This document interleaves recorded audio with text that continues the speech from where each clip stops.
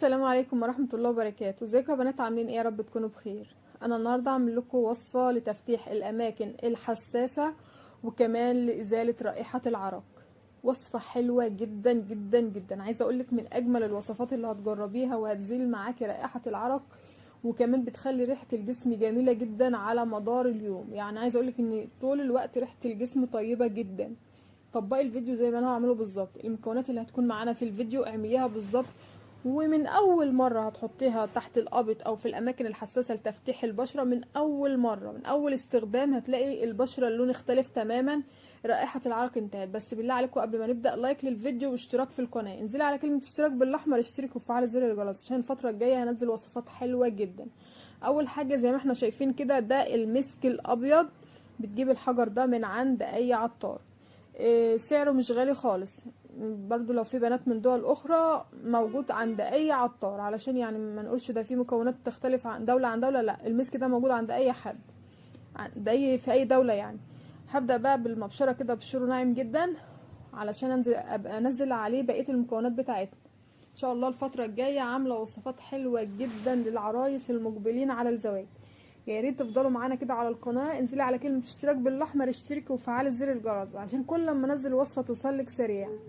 زي ما احنا شايفين كده بشرتها ناعم جدا، وهبدا بقى انزل عليها بقيه المكونات بتاعتنا. ريحته طيبه جدا يا بنات المسك ده، يعني ده مش عايزه ان حد يقول عنه كلام، كلنا عارفين رائحه المسك للجسم بتبقى عامله ازاي.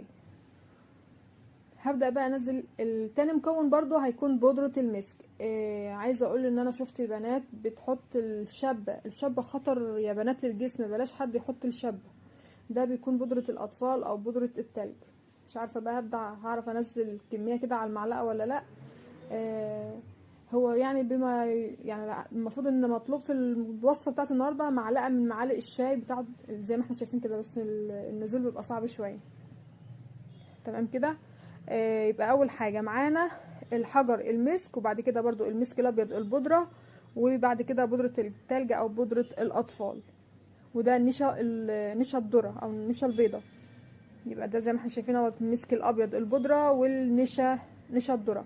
لو انت شفت اي حد بيحط بدل المسك الابيض ده شابه، يا ريت تنصحيه، لان الشابه خطر على الجسم، وخصوصا تحت القبط او تحت الثدي للسيدات، خطر جدا. بعد كده يكون معانا جل الالوفيرا، جل الالوفيرا او جل الصبار، برضو موجود عند اي عطار.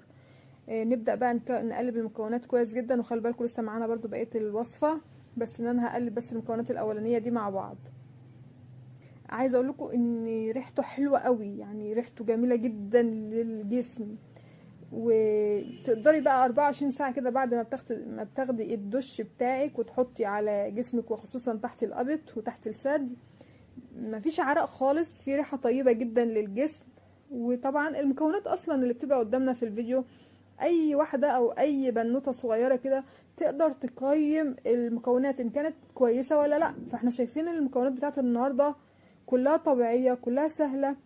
وده بقى هيكون معانا زيت اللافندر، زيت اللافندر المركز، بتجيبيه من عند اي عطار، ريحته طيبه جدا، ريحته جميله جدا.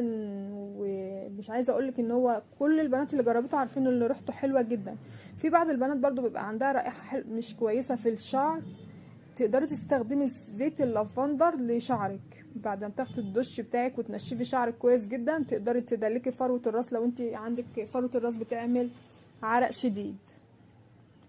هنجيب بقى برطمان زي ما احنا شايفين كده، وابدا انزل المكونات بتاعتنا فيه.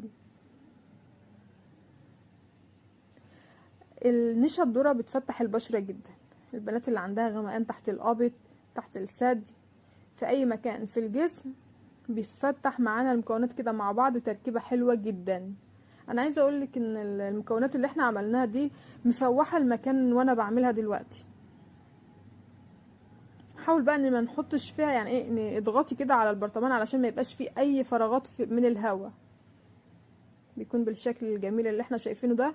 افضل مليون مرة من اي ركسونة للعرق، من اي يعني في بنات بتجيب حاجات كده لرائحة العرق، ومجرد ما بتعرق بتلاقي الريحة افظع من الاول. لكن المكونات بتاعتنا اللي احنا عملناها دي حلوة جدا. يا ريت يا بنات قبل ما تطلعوا من الفيديو نحط لايك للفيديو عشان يوصل لاكبر نسبه بنات تشاهدوا معانا، ويا ريت كمان تنزلي على كلمه اشتراك بالاحمر، اشتركي وفعلي زر الجرس علشان كل ما انزل وصفه توصلك على طول. ان شاء الله الفتره الجايه عامله وصفات طبيعيه وجميله جدا لكل العرايس المقبلين على الزواج، وبرضو البنات المتزوجين. يلا مع الف الف مليون سلام.